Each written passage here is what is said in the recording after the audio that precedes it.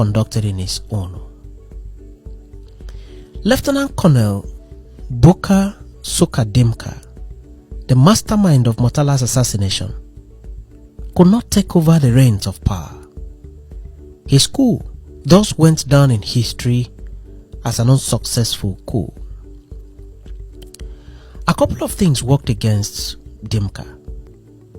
Immediately after the assassination of Murtala Mohammed, Dimka was at Radio Nigeria, calm in their respective spots. No divisional commander will issue orders or instructions until further notice. Any attempts to foil these plans from any quarters will be met with death. You are warned. It is all over the 19 states. All borders A and C are closed until further notice. Curfew is imposed from 6 a.m. to 6 p.m. Thank you. We are all together. It is also reported that Dimka had made a quick trip to the British High Commission, where he met with the British High Commissioner Sir Martin Lequains and told him to get in contact with Yakubu Gowon, who at the time was in London, having earlier been removed from office by a military coup led by Murtala Mohammed. Dimka then told the High Commissioner to reach out to Yakubu Gowon and tell him to proceed to Togo and await further instruction. The High Commissioner declined his request.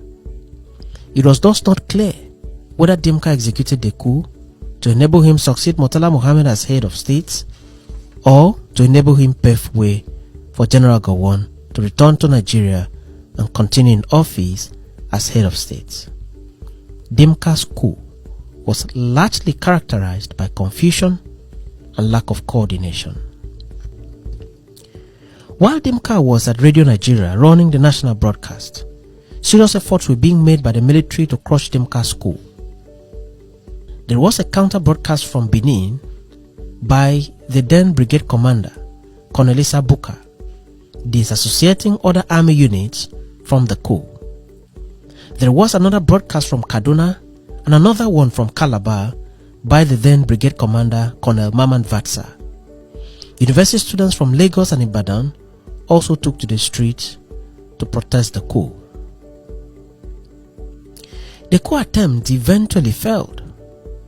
About 7 hours later, when Colonel Ibrahim Babangida surrounded Radio Nigeria with armored tanks manned by soldiers under his command and moved personally into the studio unarmed to have a conversation with Dimka, whom he described as a close friend during his recent interview with Channels Television.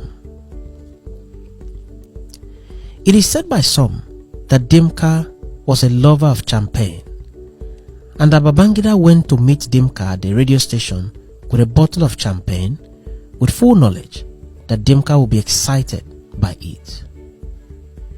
Without much ado, the coup plotters were dislodged from the radio station and Dimka escaped. Dimka first ran to Jos and then to Afikpo in the then Anambra State. Radio announcements were made every 15 minutes calling on everyone who sees Dimka to immediately report him to the nearest police station or army post. Dimka was a smart man and was able to beat the roadblocks without being noticed. Dimka would have escaped to any neighboring country unnoticed, but his stopover at Afikpo to meet an old girlfriend, Ugo, would later prove to be a costly decision for Dimka. During the Nigerian Civil War and after the war, Dimka had served as an officer in Afikpo and was very popular among the people there. He was not someone that could hide in Afikpo, even at night. He was a jolly good fellow among the locals. He had a lot of friends, and so it was easy for people to identify Dimka.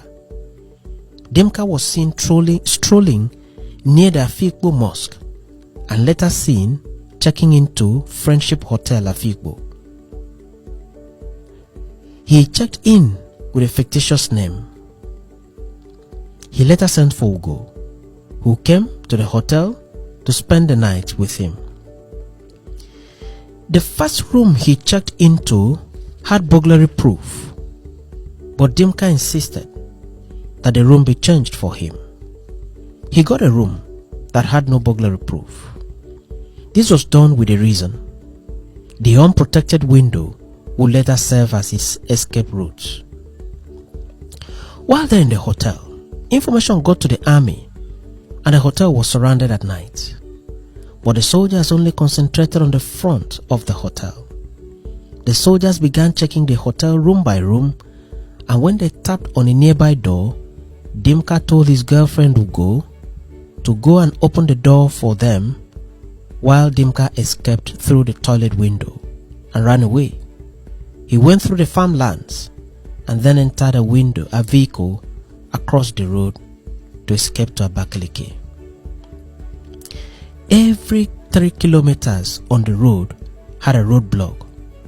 At a point on the journey, Dimka voluntarily handed over himself to a police sergeant at a checkpoint. He told him, I quote, "I am Dimka, the man you have been looking for." He brought out his hands and was immediately handcuffed by the policeman, who then took him away and handed him over to the military. Dimka was later tried by a military tribunal, and to the surprise of many, Dimka did not deny his